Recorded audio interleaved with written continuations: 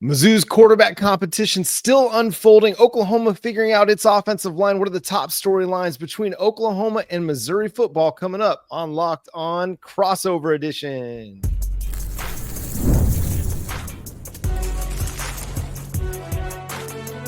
You are Locked On College Crossover, part of the Locked On Podcast Network. Your team every day. What's going on, everybody? Welcome to a special Locked On Crossover Edition featuring John Miller of Locked On Mizzou and myself, John Williams of Locked On Sooners. Today's episode is brought to you by our friends over at Game Time. Download the Game Time app, create an account, and use code Locked On College for $20 off your first purchase over at Game Time. Again, he's John Miller. Go check him out on the Locked On Mizzou podcast, getting you covered with all of your top stories, top news items, the best analysis covering Missouri Tigers football. I'm John Williams of Locked On Sooners. And John, let's just start with fall camp because we're now in week 0. So technically fall camp is over. We've started the 2025 college football season. What is the buzz like? What's the feels like for Missouri Tigers fans coming out of fall camp? Well, a lot of uncertainty at the two maybe most important positions on offense. Obviously quarterback, but I would say left tackle as well. A name you Sooners fans are going to be familiar with. Caden Green has now moved late in camp over from left guard to left tackle to hopefully plug a hole there. But the interesting thing is I think the buzz around the rest of the roster for Missouri is pretty strong. So if you suddenly get answers at those two positions, I think you're looking at a pretty good team.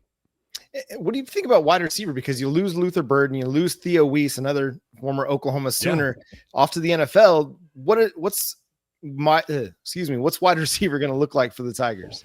Well, the thing is, I'm glad you brought up Weiss because most people are looking at Luther Burden. Obviously, he's the big name, not only from high school, he was a high NFL draft pick as well, high second round there, and some people thought that was too low, myself included. Including but to me. To me, Coleman for Burden, though. Coleman is a guy with so much experience, especially in the slot. I'm not saying he's necessarily going to be as good as Burden, but that's about as close of a one-for-one trade as I think you can realistically get. I think Weiss's production on the outside is actually a bigger question mark to me. I really like Marquise Johnson. I really like Josh Manning's potential. I just think we need to see it more with Josh Manning or whoever ends up playing most of the reps on the outside. I think the Weiss production is something I'm a little bit more worried about than even the Burden production, maybe counterintuitively.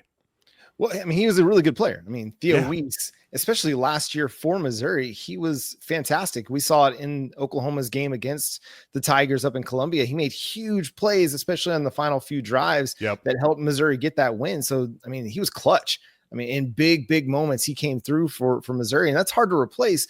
But that's also kind of the beauty of college football, right? So much you project out, but also there's so much mystery to what you can expect. And Oklahoma's kind of dealing with similar things at wide receiver. We didn't really have any wide receivers last year and none of them are coming back. The only one that's back of any significance was Deion Burks, but even still, we don't really know what his potential is until we get him for a full season. So it's just a wild kind of an off season of a lot of projection out, in the quarterback position. What's happening? Because I think everybody expected Bo Pribula to be the starter, but it sounds like Sam Horn has kind of entered his name legitimately into the conversation. Yeah, that's certainly the word out of camp, although I will caution everyone, of course, this time of year, we get a lot of misinformation, I would say, to be certain, and also this is the era where everybody on the Missouri beat, and I'm sure this is the case on the Oklahoma beat for the most part too, you don't really get to see a lot of live football action. Right. So I will say it is still my expectation. If you're gonna ask me who's gonna start week 1 and week 2, more importantly against Kansas, I do think it's gonna be Bo Pribula, but it's an open question at the moment. It really is. Missouri just this past weekend took a road practice / scrimmage up in the St. Louis area. Missouri doesn't leave the state until October, so I think that was part of the calculation there. Yeah. I do think another part of the calculation was, hey, we're going to actually scrimmage here because they do want to settle some things, certainly on the offensive line. I think quarterback could be a part of it too. To me, my biggest question is this a high quality problem? You got two good guys, or is it a low quality problem? The old, hey, if you got two quarterbacks, you don't have any. Yeah, there's definitely a difference in we've got good competition, and that's why we haven't been able to make a decision versus we're not sure either of these guys are going to be ready to play week one. And so we're not sure who's going to be the guy. It's certainly, you never know exactly how that's going to play out, but there seems to be at least a little bit of confidence that one of these guys is going to be able to step up to the challenge, right? Yeah, I'm pretty confident that one of these guys will be able to step in there. And really, the thing is, I think you need two quarterbacks more often than not, too. Missouri saw this last season. We had to start Drew Pine in a couple of games, including against the Oklahoma Sooners. By the way, hey, it ended up working out, but not quite as well as against Oklahoma, obviously, where the Missouri offense was shut out. So regardless, I think you've got Drew Pine. Quite honestly, he was a solid backup quarterback, but his physical limitations became pretty obvious and pretty apparent against Alabama in particular.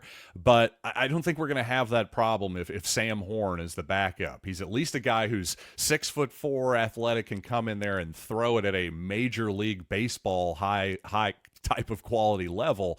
So we're not going to have the physical limitations problem with your backup, at least. Is there an area maybe going into the season, though, that you feel like, hey, we've got significant question marks and I'm not sure if we have an answer?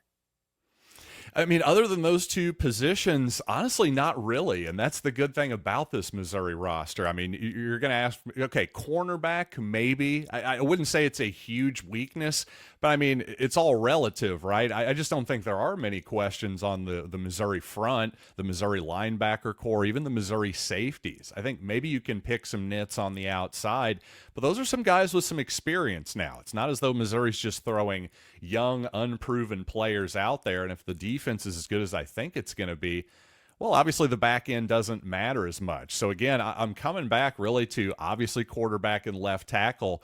But since you brought up Theo Weiss, once again, I do think outside receivers a bit more of a question than a lot of Missouri fans are bringing up right now. You got to have guys that can go out and make plays. Yep. You know, it comes down to it. You know, you can have players that have speed or they have size, but if they don't go out and make a play, it doesn't really matter what the traits look like. You know, we saw a couple guys at Oklahoma last year that had good speed or good size, but weren't consistent enough to go out and make plays. And I think that's the part of college football that's so fascinating sometimes is, unlike the NFL, you can kind of project out, like Oklahoma or the Dallas Cowboys still have CeeDee Lamb.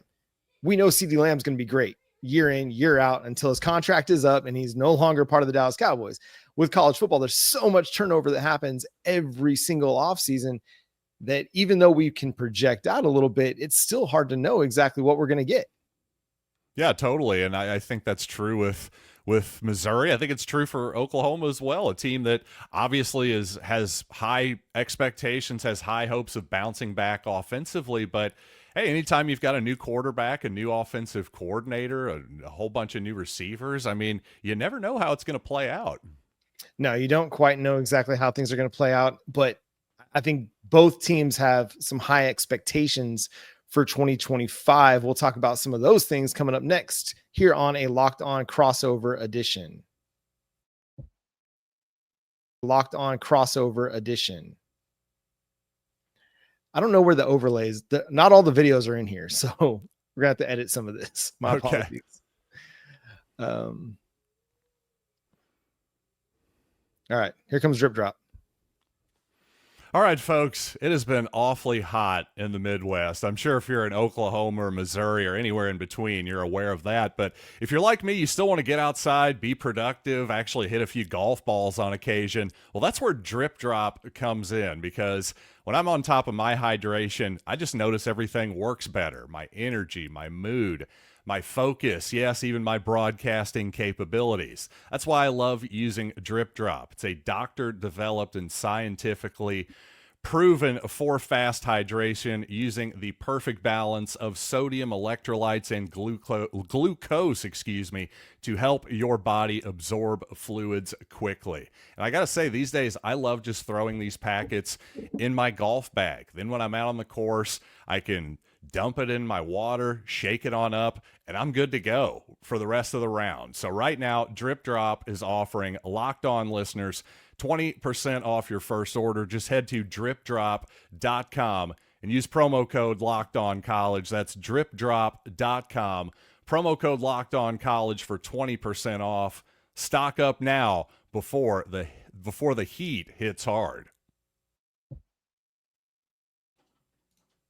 And once again, thanks for making Locked On your first listen every single day, whether it's Locked On Mizzou or Locked On Sooners. Thank you for being a part of the Locked On Network. We got John Miller of Locked On Mizzou. I'm John Williams of Locked On Sooners.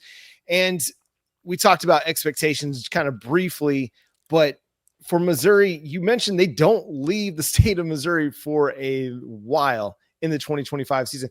Has that helped kind of frame some of the expectations? Because Eli Drinkwitz has done a pretty good job over the last couple of years.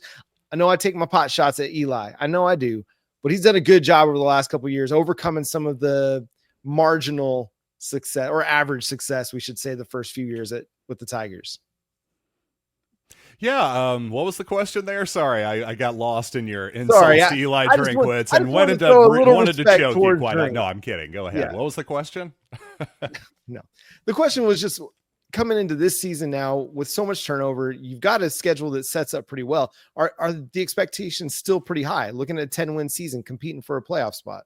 Sure. I mean, definitely the schedule sets up similarly to how it did last year in that, well, I believe 4 straight home games to start the season last year, 6 straight, believe it or not, to start this season, including a bye week thrown in there right before the Crimson Tide. So there is no doubt that the schedule is advantageous. I think people need to pump the brakes on calling it easy. It's easy compared to the rest of the SEC. It's relative to what it could be. But what's interesting to me is you look at it, all the schedule metrics still have Missouri as like a top 25, top 30 type schedule.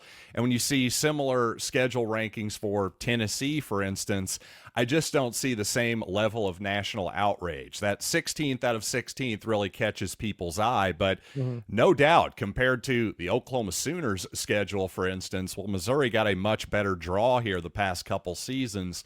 We'll see how that shakes out when the SEC reshuffles it here next season.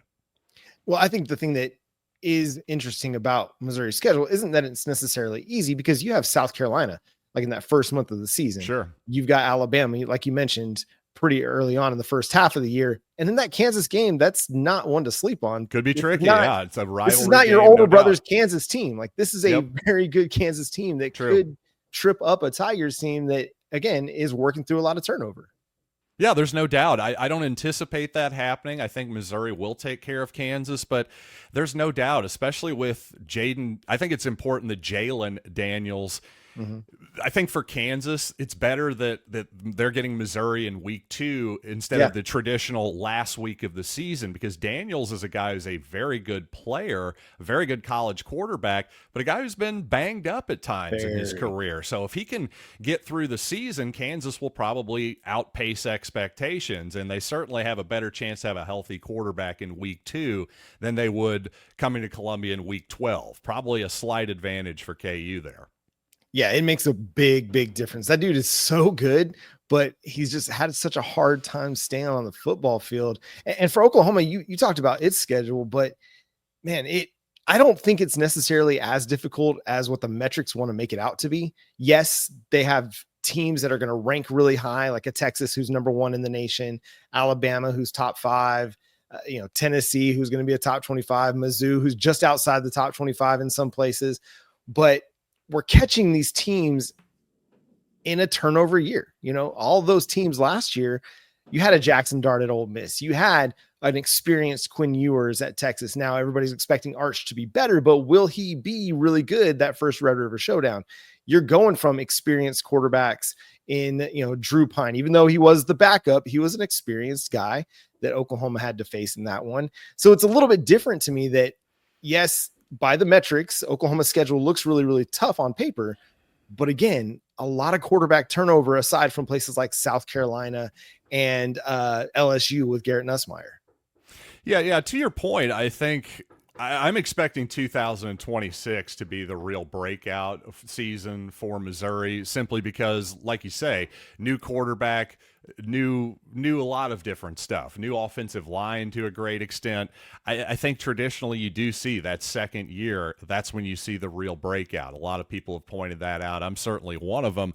The only thing I'll pump the brakes a little bit and disagree with you that, well, Drew Pine, he had experience. Yeah, he was a little bit experienced. I just think that whoever it is at quarterback for Missouri is going to provide a better challenge for Oklahoma than Drew Pine did last season. And I'm curious, by the way, what's your take on, is there any update on this whole John Matiere Venmo gambling alleged situation? Is there any other update on from the Oklahoma side? It's a big nothing burger. Okay. I mean, Oklahoma's like, nothing's being investigated. The NCAA hasn't said they're investigating anything, and that's kind of where it's at. Nobody's really talked about it since. He said it was just some dumb jokes that he and his friends were making over Venmo. I don't think anybody's really all that concerned about it. If it does become something of significance, I'd be curious what the NCAA's actual response would be, considering how light they went on Michigan for actually cheating and actually affecting game outcomes. I don't think this would be something that could cost him games, but the NCAA is so hard to read sometimes that you never know what they're going to do exactly. But I do think that everybody feels better about the backup quarterback situation going into this year than we were last year. I mean, last year, so much went wrong for Oklahoma on the injury front that it didn't create an advantageous situation for anybody to develop, whether it was Jackson Arnold or Michael Hawkins. Now, Michael Hawkins was a true freshman last year, went on the road and actually beat Auburn, looked good in some moments, but all reports out of camp are he feels a lot more comfortable in Ben Arbuckle's offense right now than what he did a year ago, and he's looking a lot better as a player than he did a year ago. So I think whatever happens with John Matiere at quarterback, things are at least trending in a positive direction. I just don't think it's going to become much of an issue. I just want to know what the joke is exactly. Is it simply just thumbing your nose at authority? Was that the joke? Because I'm just trying, like, what was the setup? What was the punchline? I'm not saying it has to be funny. Just explain it to me. Okay. So you remember back when you were in college, right? And your mom calls and you're with your buddies. Sure. And they just start saying a bunch of inappropriate things out loud while you're on the phone with your mom. Sure. Or you got your girl on the line and everybody's trying to say a bunch of inappropriate things. To me, that's what it was. It's like, sure. Okay, we just had this big in-service at Washington State. Don't gamble, guys, because Iowa State and Iowa are getting in trouble for stuff, or just don't do it. Oh, let's be real funny and say, hey, I'm sending money to somebody via a gambling thing. Now, whether plausible, I'm not sure I buy it. Is my point, but listen, they very well could have been having some friendly bets on stuff, or they could. Sounds like we're not going to get an investigation. Is the point? So, and they may come back. Yeah. The NCAA has been a little bit busy with Michigan of late. So it's something that could come down the line, down the road. I'm not saying it won't. Is it plausible? Yeah. Is it reality? I don't know, man. Yeah, and honestly, I don't care. Sure. Like we talk gambling so much in this sport, whether it's the big networks, we talk about it on our network, and it's just out there for everybody. It's like saying don't drink alcohol when it's in our face all the time. And so I'm not concerned about it. The school doesn't seem to be concerned about it. If it comes up, it's something they'll deal with down the road. But yeah, I don't know, man. Okay. Just wondering if this was a situation Missouri fans should monitor or not. Come back to me, I guess, in October, sure. As we get ready to have, Oklahoma, Missouri in November. But if it's something that pops up down the line, I'm sure it'll be a huge talking point. But for now, it's kind of just been swept under the rug, and both Matiere and the school released statements on it, and the school seems satisfied with Matiere's explanation. We'll see if the NCAA will be. We'll find out. So going into the 2025 season, what's the confidence level? I want to ask John, on a scale of 0 to 10, the confidence level for him or for Missouri fans going into the year. We'll do that coming up here on Locked On Sooners and Locked On Missouri. Sorry, force of habit. Have you ever decided at the last minute to head to a ball game with friends or family? Maybe it's game day and you suddenly realize you want to be in the stands. That's exactly where Game Time comes in. It's the easiest way to grab last minute tickets without the stress. With the money you save on tickets, you can splurge on food, drinks, merch, or even invite a bigger group to come with you. Game Time makes it possible. Game Time makes buying tickets fast and simple. Prices on the app actually drop the closer you get to first pitch, and they've got incredible last-minute deals, clear seat views, and a lowest price guarantee that takes the worrying out of buying.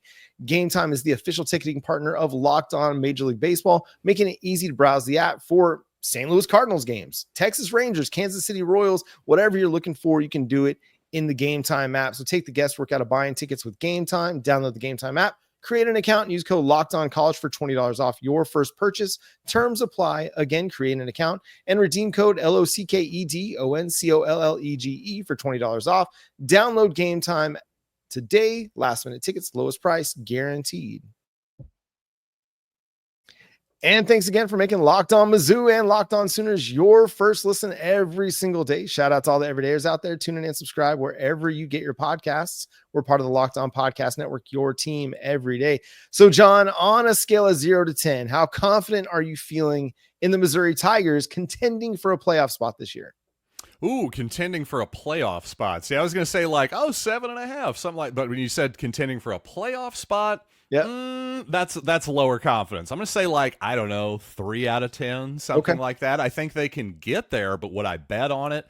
No, I wouldn't, because I just see Missouri as more like an 8-4, 9-3 type of team right now, which to me would be a pretty good season for the Tigers. I know it would be a step back technically from their last couple of seasons, but I would be pretty happy with that. Obviously, I'm greedy and I want for Missouri to win the whole thing and go undefeated, but realistically, I think that's about right. So I can't say that I expect Missouri to make the playoff or anything like that.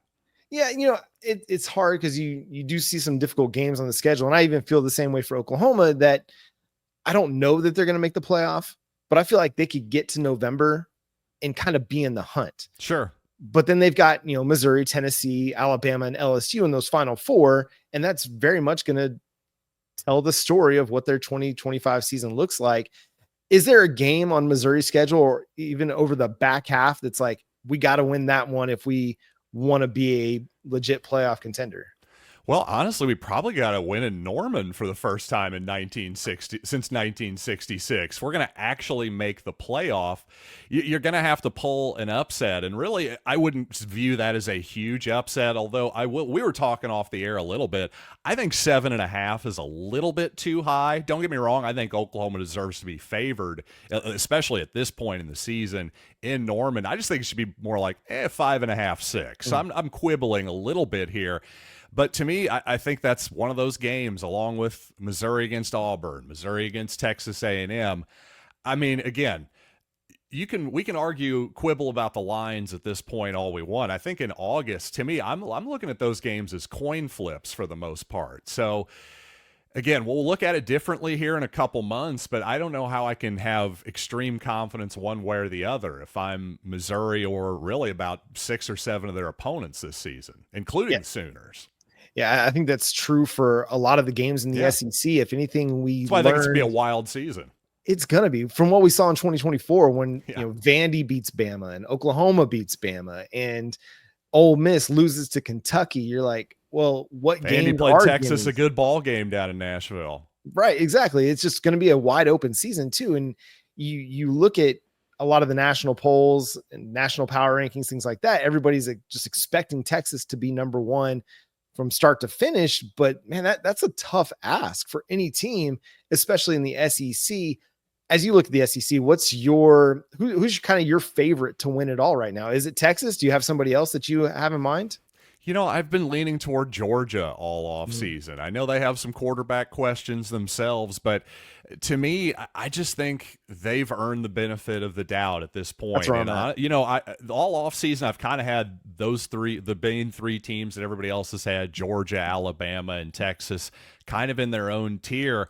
I have to admit, the more I read and the more I think about it, I think I kind of want to move LSU into that next tier. I really do. Have 4 teams in that top tier here. As much as I want to hate on Brian Kelly, I know it's the popular thing to do here in the SEC circles, but I don't know, man. That LSU team just seems like it has a heck of a lot of talent that they got through the portal. And by the way, a returning starter at quarterback, a guy a lot of people like for the NFL in the future too. They seem to have it all. Yeah, Georgia is kind of my preseason pick right now. They were my preseason pick at SEC Media Days. Like you said, the benefit of the doubt. It's been a decade since Kirby Smart won fewer than 10 games. Yep. So if you're looking for consistency, and that's kind of what you want to look at when there's so much turnover happening across the conference, like Kirby Smart's the guy, like largely considered the best coach in college football. He's coming off of an SEC championship game, beat Texas twice last year, once with his backup quarterback.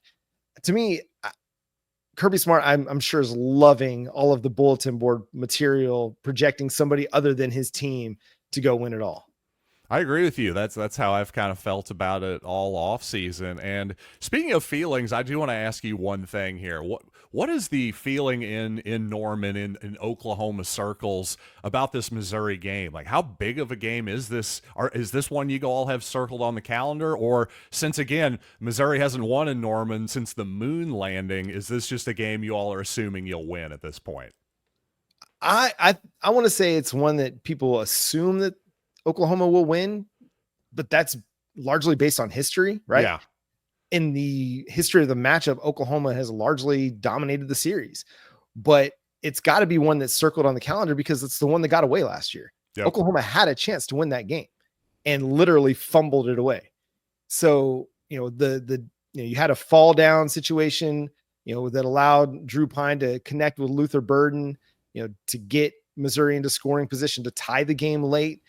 It seemed like Oklahoma made some mistakes in that one that allowed Missouri to go win the game. And I think that's how they're feeling about it. Now, Missouri made some great plays. I'm not going to take anything away from, Luther Burden's catch, Theo Weese's catch over Eli Bowen. Like, those were huge plays. Drew Pine played out of his mind.